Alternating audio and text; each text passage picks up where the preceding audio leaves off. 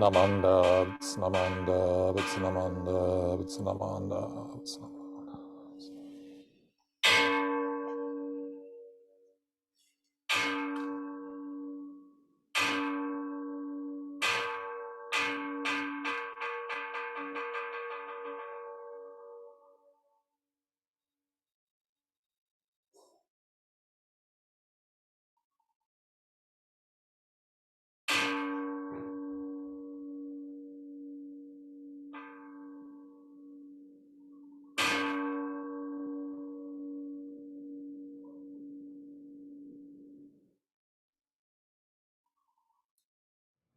There are no good opening words, written long ago, or even recently, that capture this moment.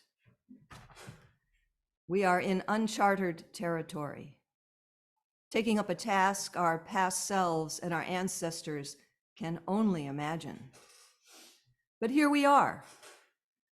We are the people this moment needs. And so let us take up our work in covenant, in faith, in pursuit of healing and holding. Let us work today. Let our work today be fruitful and helpful, despite our fears and uncertainties, despite our anxieties and frustrations. And let us chart this new course that says, we were, we are, and we can be again. Steve Nathanson will now light the chalice here in the sanctuary. And for those of you at home, you are invited to light your own chalice now.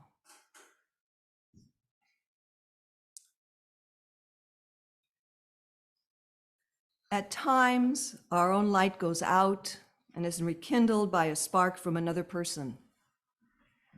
Each of us has cause to think with deep gratitude of those who have lit the flame within us and our community. Before we sing the first hymn, let me remind our remote participants to leave yourself muted. However, we want you and whoever is with you to sing with us as big and loud as you like. Make it a joyous experience. Please stand in body and/or spirit and sing the opening hymn, Blessed Spirit of Life, number 86.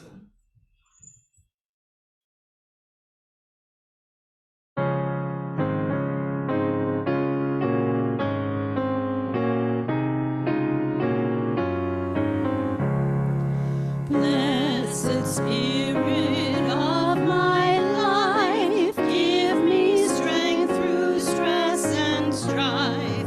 Help me live with dignity. Let me know serenity.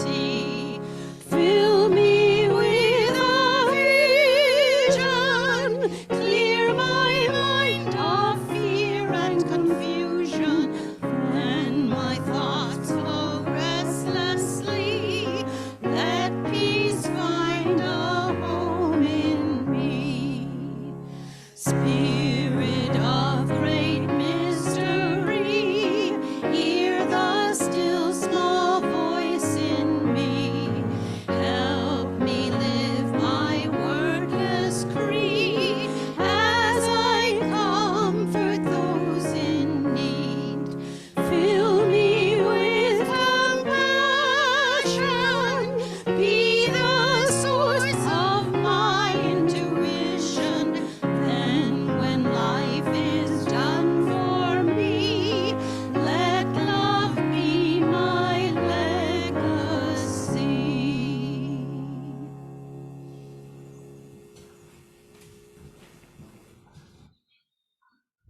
Good morning again. Welcome to the Unitarian Universalist community of Cambria. We are glad you've joined us today. Our UUCC sanctuary sits on land that the Salinan and Chumash indigenous peoples historically inhabited. We honor their contribution to this region and give thanks for the opportunity to gather in faith on their unceded territory. Let us respect their legacy and protect their history as we occupy this sacred space. As Unitarian Universalists, we celebrate religious diversity and welcome all who journey in search of faith and spirituality. The UUCC is a lay-led congregation run by the democratic process. We invite speakers from different religious traditions and spiritual or scientific backgrounds to speak at our pulpit. We encourage presentations covering a variety of topics and areas of interest that connect us with the UU7 principles. Today's service centers around the third principle, acceptance of one another and encouragement to spiritual growth in our congregations. My name is Diane DeMarco, and I am your worship associate for this morning's service. Hi, Diane. Hey, Dolores. I would like to extend a special welcome to today's guests and visitors. We're glad you joined us this morning. And if you're here and you're new, please raise your hand if you'd like to introduce yourself or your guest. Okay, mostly old timers. Well, not old, but have been here before.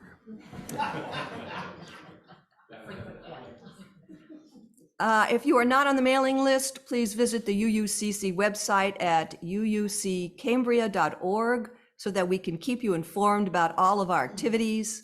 Members and friends, please check out what's happening, the e-blast sent to you every week. This is a great way to keep up to date with our latest news.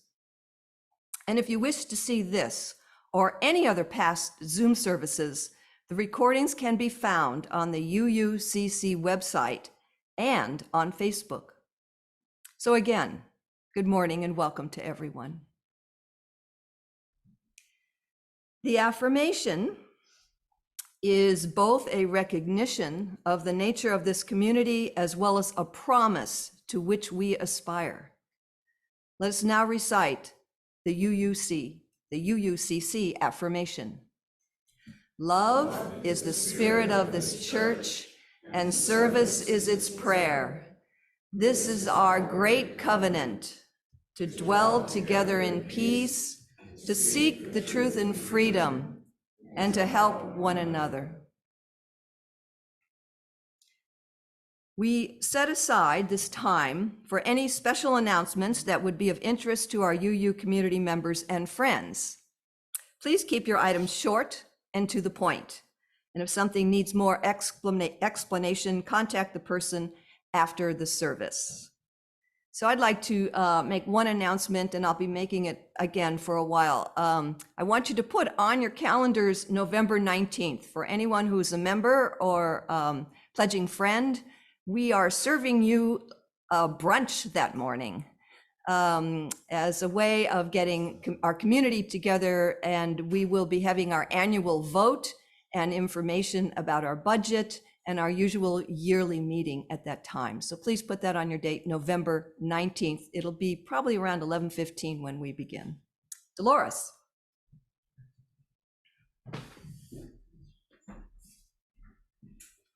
And a reminder, on October 8th, right here, we're going to be taking a new picture of the congregation.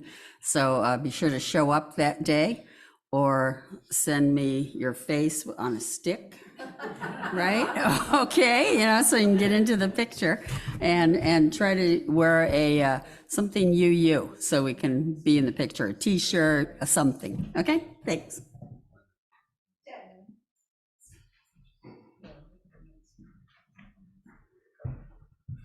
Good morning, everyone. We are looking for one more valiant volunteer for our Adopt a Highway on the 27th to do a couple miles on 46. Randy and Mary are going to join me, my valiant regular helpers and so on. I just thank you.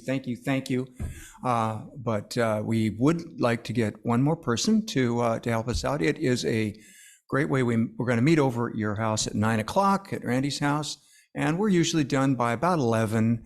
And it's a great way to have a little bit of fellowship and an opportunity to feel real good about what you've just accomplished And it's also a way of adding value to the coffers here at our community, because we do receive a check from the state for $250 every time we do it. So it's a way of well, just being a good deed doer. Thank you, Ted. Randy?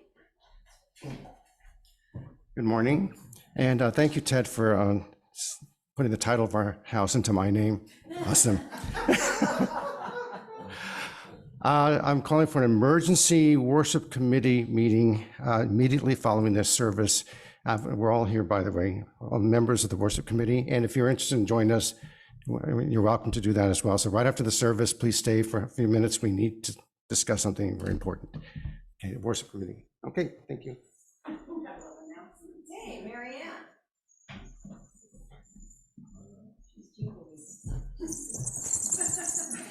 On Saturday, probably Saturday, 2 weeks from yesterday, I'm going to be doing at my house a $5 sale of clothing, books, jewelry, $5 for anything, sometimes 2 for $5. Half of that will go to the Maui Foundation.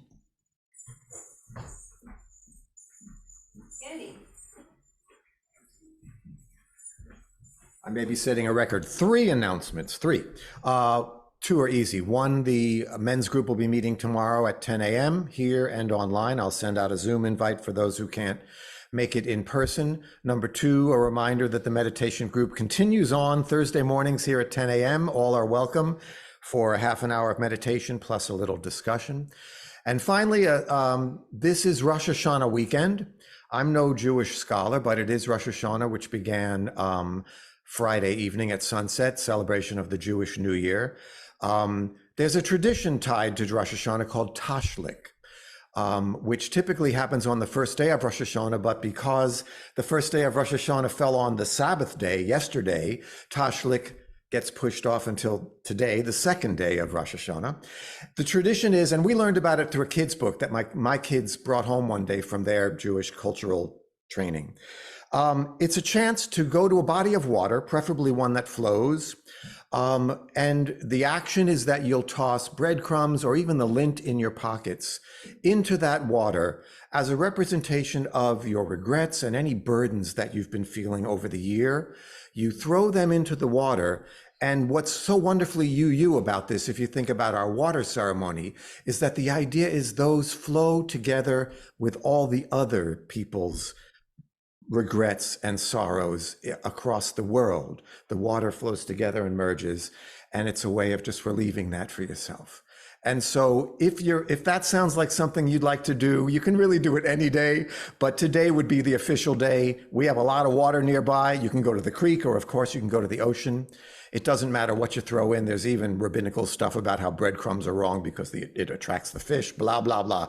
But the tradition, our version of that tradition is still a beautiful thing in case you would like to join it. Thank you. Thank you, Andy. I know Shriva is online, so if we can, let's get Shriva.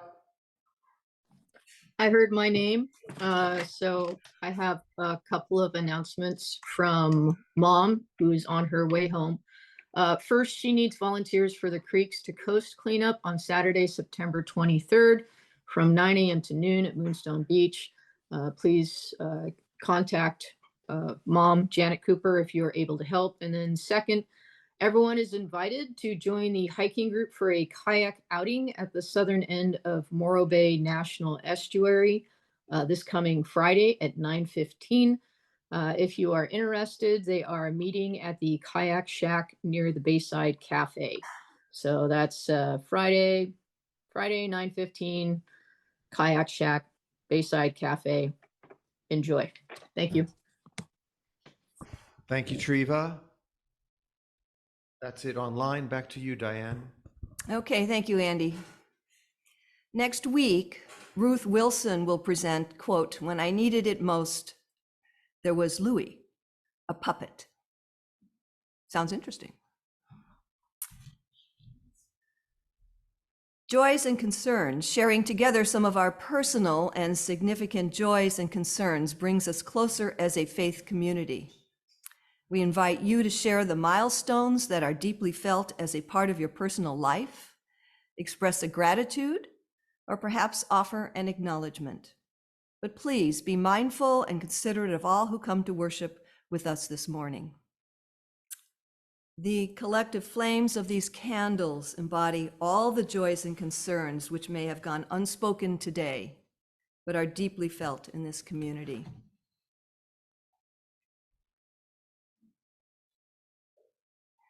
The first reading is an excerpt from The Awareness of Self, a guide to the understanding of Shin Buddhism, and was written by Reverend Gyotto Haguri. Quote, "We become capable of true, selfless love only when we see our self-centeredness and consequent inability to truly love. This paradoxical truth is not only the essence of love, but the essence of life itself. The awakening to the deep and blind self-centeredness without oneself is an awakening to the true nature of life. If it is an authentic experience, it makes people humble and free. When we awaken and become humble and free, we are no longer bound to self-centeredness. For the first time, we become capable of truly loving another human being.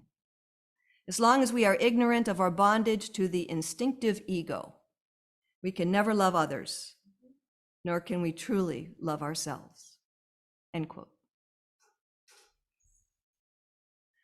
Let us now join in a time of meditation, of prayer, and silence. Let us seek the quiet and the calm, laying aside our struggles, and in the silence, may there be a reverence in our hearts, a thankfulness within our spirit, and a deepened understanding of the meaning of our lives. Let us enter the stillness.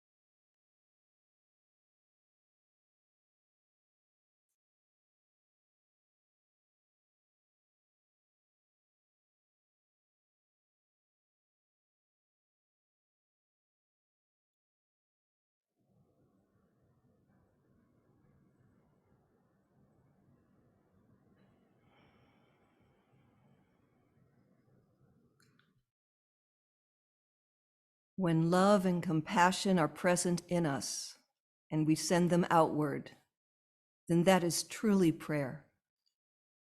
Further, in sending love outward, we may notice a change in our own heart.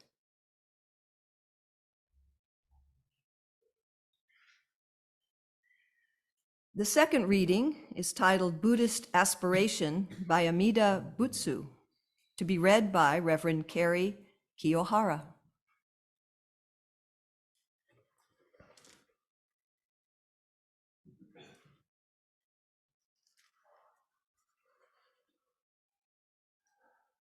Let us be grateful for this moment together, united by our aspiration to see the world as it is, not as we would like it to be, so that we may alleviate suffering for all beings.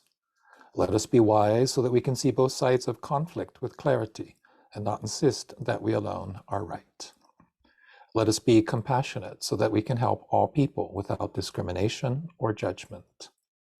Let us be kind and gentle to every living thing and protect all who are weaker than ourselves.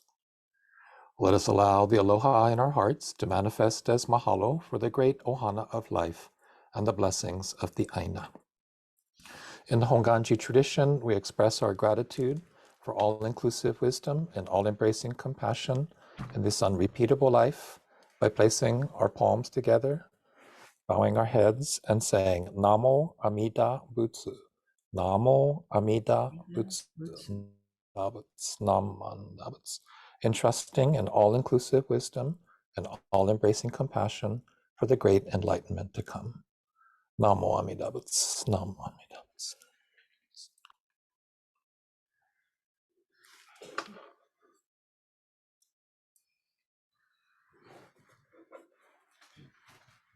Please stand in body or spirit and sing, and join us in singing We Are Not Our Own, number 317.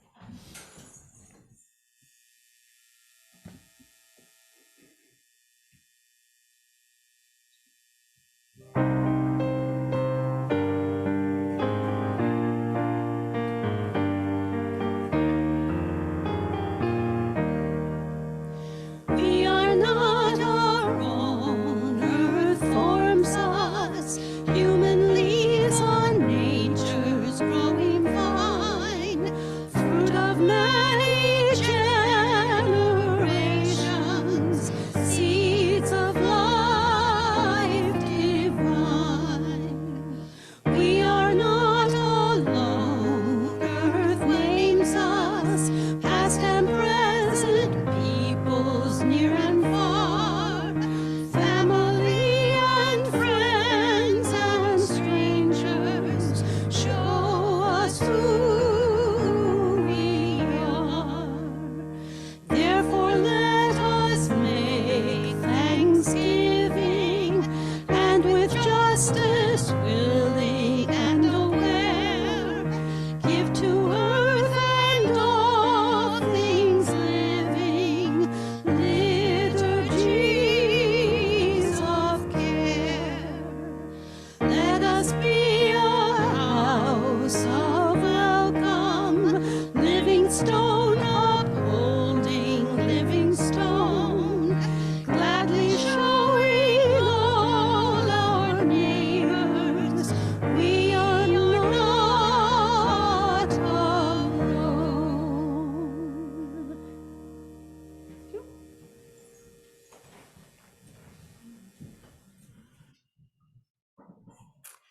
Today's talk is titled Cultivating the Heart of Compassion, to be delivered by Reverend Kerry Kiyohara.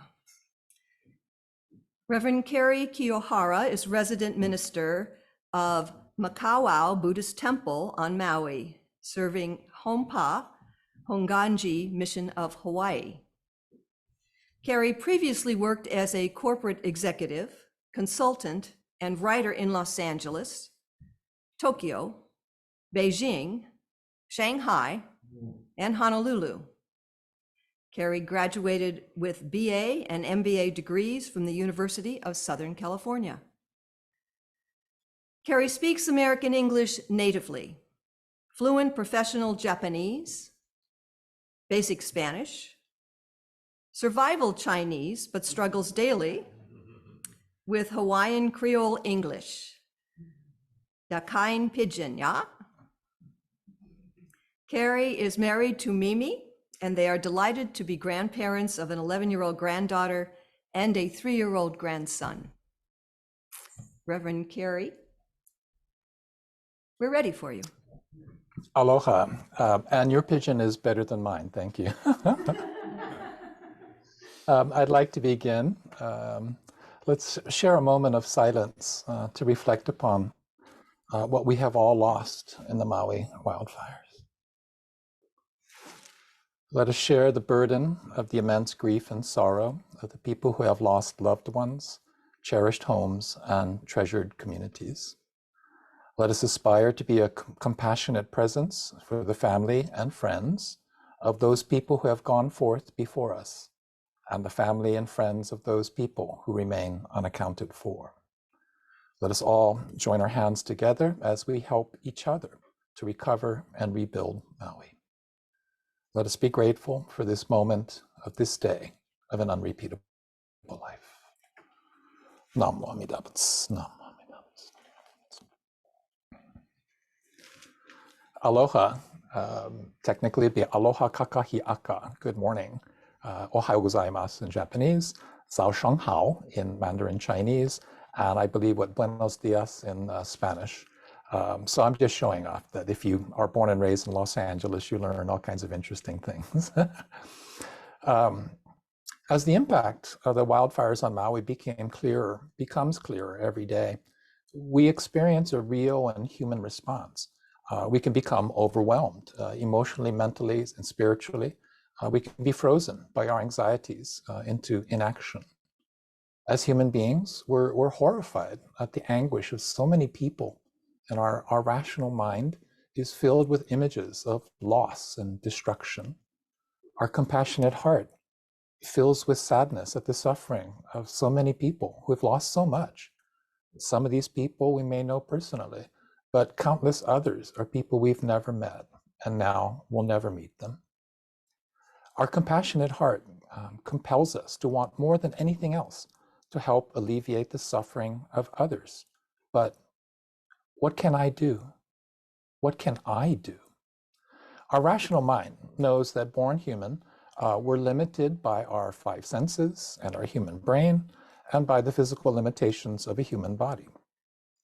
We know we could give all of our wealth and material things, and it still wouldn't be enough to help everyone, everywhere, in every way. So in this single thought moment, we are forced to realize that born human, we're simply grains of sand on an endless beach, and the waves of impermanence are crashing down on us. What can I do? What can I do? So in this single thought moment, we are forced to confront our limitations as simply ordinary human beings. So as human beings, our compassionate heart compels us to want to help, to bring comfort, to alleviate suffering. And yet, we cannot help people as we might wish, because we are only human. We arise from causes and conditions, and we are held back by our ego self and our self-centered nature as human beings. So faced with reality as it is, not the reality that my ego wants, but rather reality as it is, we feel helpless, we feel lost, we feel overwhelmed. What can I do? What can I do? So I'd like to introduce the Japanese tradition of omimai and the Hawaiian values of ohana, aloha, and mahalo, because they do provide us a path forward. The Japanese tradition, omimai, can be translated as the honorific expression of caring to people who've experienced loss, or grief, sadness, illness, or the pain of simply not knowing in the aftermath of a disaster. So the use of the honorific o in omimai, it indicates our respect for the person. It reflects our debt of gratitude to that person and emphasizes our caring for that person. So in Japan, omimai can take many forms. If the person's in the hospital or recovering at home, one might visit that person, bringing a small gift, maybe fresh fruits or flowers. You sit with them, you talk story, you sit and chat with them, and you offer to help the family members in any way you can. If the distance is too great to travel, or physically you're not up to travel, you might send a card or handwritten letter, maybe with a small gift, sometimes a monetary gift to share the burden of the costs of medical care and recovery. Or in modern times, you might use technology to call or text or FaceTime. You might ask a family member or a mutual friend to convey your omimai, right, on your behalf to that person. So the important thing about omimai is you make the effort to offer an expression of caring to the people in your life. So the form is no real consequence. I mean, how you do it or the gift or whatever, that's more Japanese culture than anything else. The important thing is you make the effort to offer this expression of caring to people in your life. And it's this cultural value of omimai, this expression of caring. It also applies to corporations and businesses and institutions. So corporations and businesses will offer omimai to employees, their clients and customers. Organizations will offer omimai to members. Temple communities, church communities, faith communities offer omimai to the sangha, to their congregations, including the members and friends and the local community. So understanding this Japanese tradition of omimai, it guides us to making the effort to express our caring.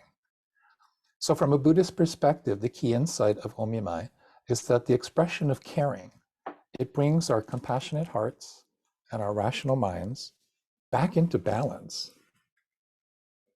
because we reconnect with the people in our lives. So it's in this moment of reconnection that we truly grasp the interconnectedness and interdependence of all life, the truth of non-self, as the Buddha taught, that it's not about me. Life, this world, this reality, it's not about me. It's not about my ego, M-E, my ego. It's not about me. We begin to truly appreciate the preciousness of this unrepeatable life and our connection with all life. So the act of expressing our caring, it offers hope for people suffering loss in the Maui wildfires, because when you've lost everything, knowing without a doubt that people care about you, this can be the first step to rebuilding one's life. You don't have to be Japanese, you don't have to be Buddhist, you don't have to change anything. You can just accept and be your authentic human self.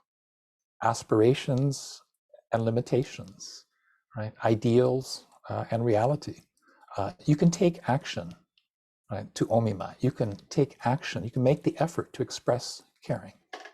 So living on Maui for the past 5 years, my life is filled with ohana, aloha, and mahalo. And these traditional these traditional Hawaiian values provide guidance during these extraordinary times. So ohana is the Hawaiian word, the Hawaiian concept of family, community, all people, and all forms of life in oneness.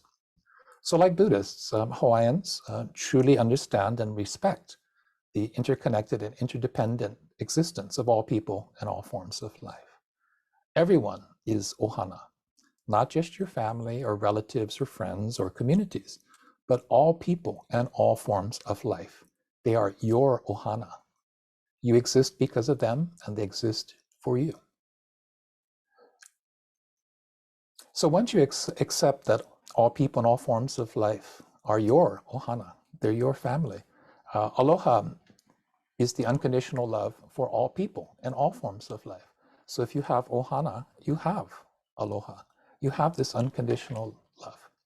So when you're brought to truly see that all people and all forms of life are ohana, they're your ohana. When you see all people and all forms of life as your ohana, then unconditional love of all people and all forms of life, aloha, it flows through you, from you to others.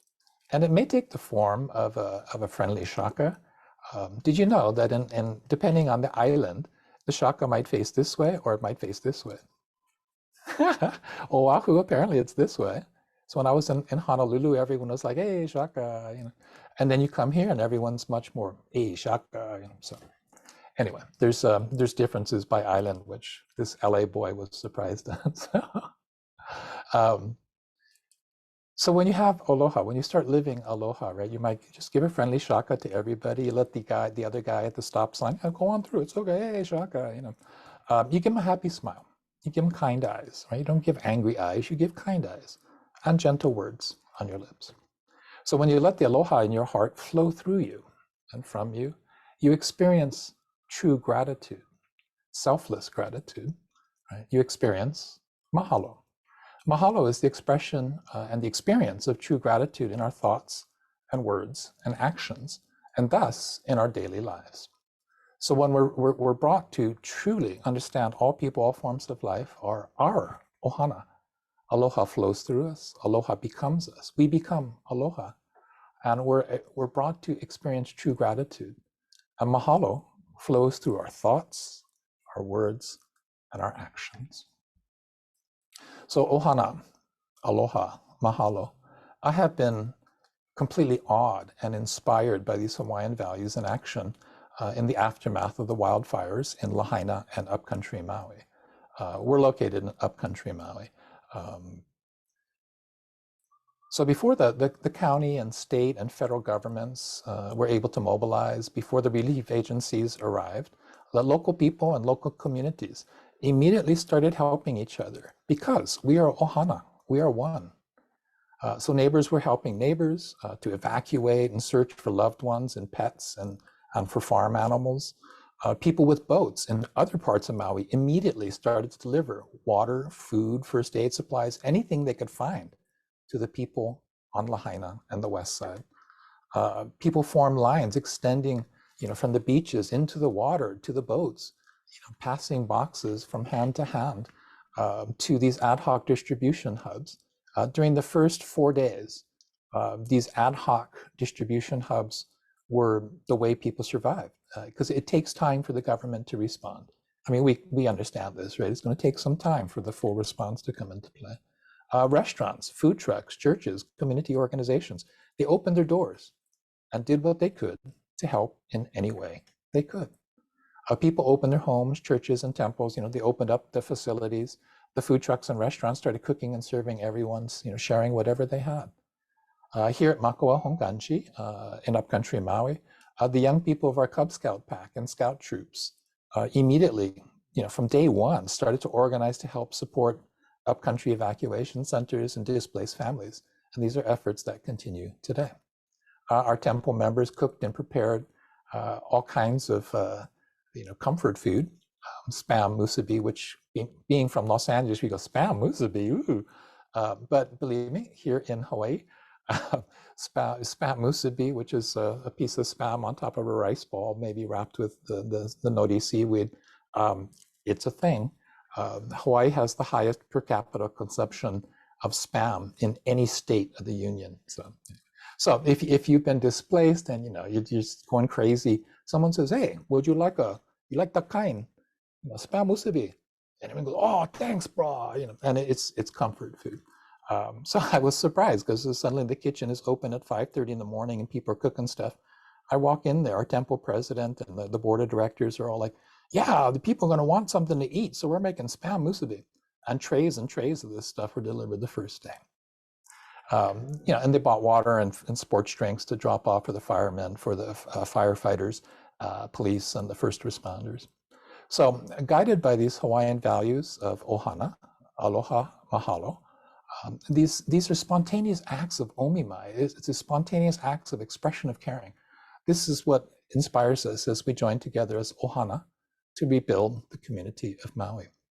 So the Japanese tradition of omimai, this expression of caring, and the Hawaiian cultural values of ohana, aloha, and mahalo continue to guide us, even as the reality as it is of the recovery and rebuilding of Maui, it looms ahead of us. And thus, in the coming days and weeks and months and years, you may feel overwhelmed by this sense of, what can I do? What can I do? So here's some omimai, here's some expressions of caring that anyone can do anywhere, anytime. Reach out and omimai, right? Show people in your unrepeatable life that you care. You can go local style, give your ohana a big hug every time you see them. That's one of the things the pandemic took away from us here. It was universally, you give everybody a hug when you see them, hey, aloha, and now it's kind of aloha, well, maybe, so we're still in the adjustment phase of that. But, this idea of, hey, aloha, you can say aloha with kind eyes and a smile on your face to everyone you encounter today. Just give them kind eyes and a smile. You can gather your ohana, your family and friends and communities together to share a meal and talk story, to just talk, just to chat. And these are all omimai. These are all expressions of caring that you can do right here, right now, just as you are. So ohana, aloha, and mahalo, they're inside of you. So let it flow through you in your thoughts and words and actions today and every day of an unrepeatable life. In the Jodo Shinshu, Honganji tradition of Buddhism, we express our joy and gratitude for this unrepeatable life and our connection with all life by putting our palms together in gasho or anjali. We bow our heads and we say, Namo Amida Butsu, Namo Amida Buddha, taking refuge in all-inclusive wisdom and all-embracing compassion for the great enlightenment to come. Namo Amida Butsu, Namo Amida Butsu, Namo. Mahalo for listening this morning, and may your day be filled with Aloha. Thank you. The morning offering will now be given and received. Please remember that we are a self-sustaining congregation and provide all financial resources for our many ministries. We recognize the spiritual value of generosity and invite you to participate. If you are viewing this service remotely, please use one of the methods shown on the screen. Thank you.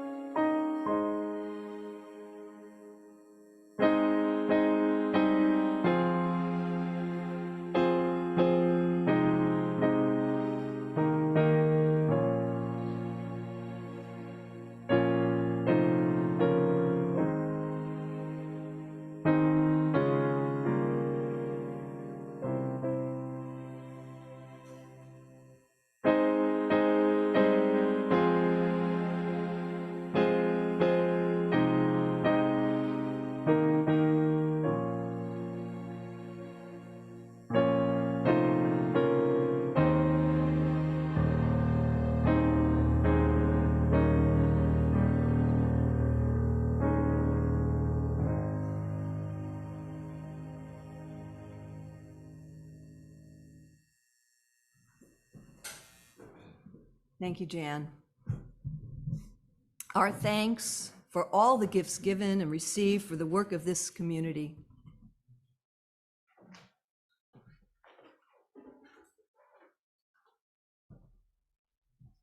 Please stand in body and or spirit and sing the closing hymn, Be That Guide, number 124.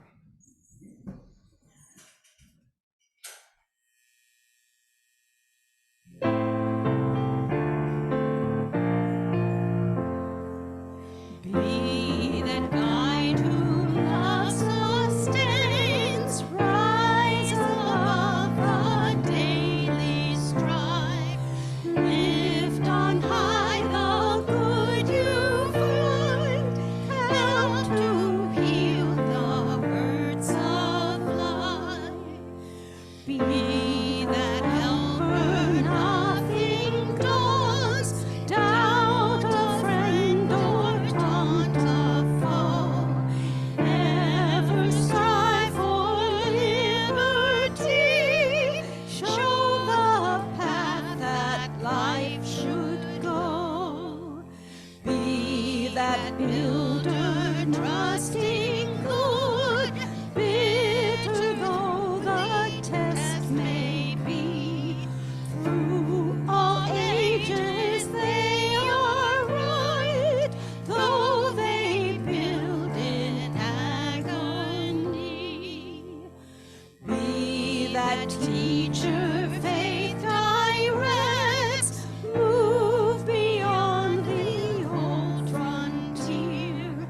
Though the frightened fear that faith be tomorrow's pioneer.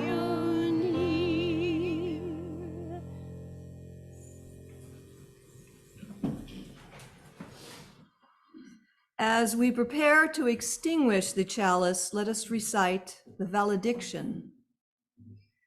We have basked in the warmth and beauty of this flame and this community. As the chalice flame is extinguished, we carry its glow onward. Let us kindle new sparks within these walls and beyond. Please extinguish your chalice at home now.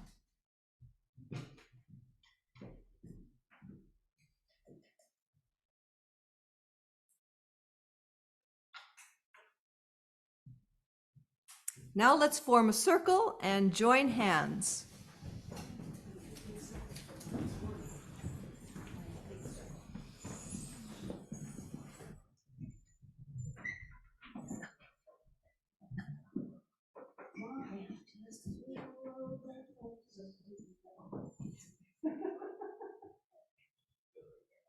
Okay, Reverend Kerry. He's muted. Could you please unmute yourself? Sorry. I'm having problems pulling up what I was going to read, so I'm going to do it off my phone. Give me 10 seconds here. Okay, sorry, that's the other one here. So, okay.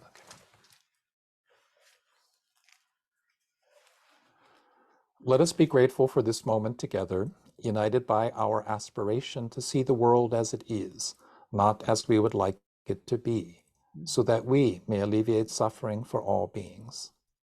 Let us be wise so that we can see sides of conflict with clarity and not insist that we alone are right. Let us be compassionate so that we can help all people without discrimination or judgment. Let us be kind and gentle to every living thing and protect all who are weaker than ourselves. Let us allow the aloha in our hearts to manifest as mahalo for the great ohana of life and the blessings of the aina.